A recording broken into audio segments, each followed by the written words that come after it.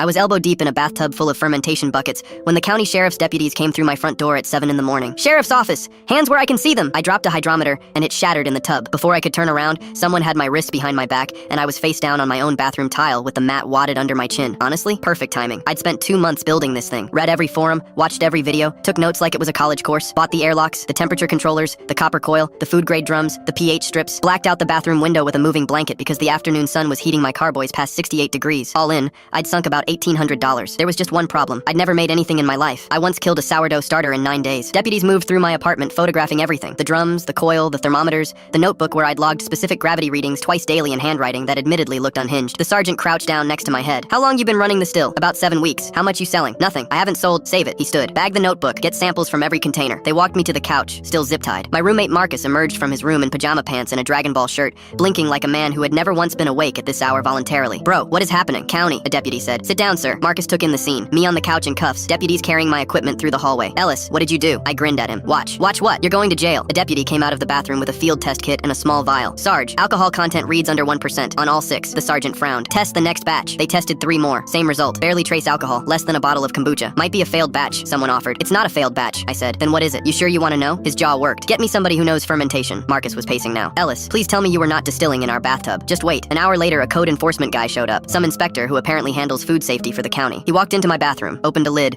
leaned in and inhaled, then dipped a finger and tasted it. Then he started laughing. "What's funny?" the sergeant demanded. "Sergeant, this is vinegar." Total silence. "Excuse me?" "Apple cider vinegar. Live mother cultures in all of them. And that coil isn't a still condenser, it's a wort chiller. He's not distilling anything. There's no boiler, no reflux column, nothing that could separate ethanol. This is a vinegar operation." Marcus's mouth came open. "Vinegar? All this for vinegar? Good cultures too," the inspector added. "Better than what I've seen at some farmers markets." I couldn't hold it in. I started laughing. "Something funny?" the sergeant asked flatly. "You're supposed to test your process first," I said. "Every single guide says it. Before you make anything you actually care about, you run a full cycle with something simple and legal so you know your temperature control, your sanitation, and your timing are dialed in. If you can't hold a stable ferment for vinegar, you can't hold one for anything." The room went very quiet. The sergeant looked at me for a long moment. "So these are practice batches, obviously." "Practice for what?" I looked him dead in the eye. "Vinegar's finicky. If I can nail this, I'll know my setup works, and I can finally start my real project." I paused. "Kombucha." I gave him the slowest wink of my life. He knew. I knew. He knew that I knew. And there is not one thing illegal about a man making vinegar in his own bathroom, no matter how much the setup photographs like a felony. "Cut him loose," he said. A deputy freed my wrists. I stood there rubbing them while 6 adults very carefully carried my fermentation drums back into the bathroom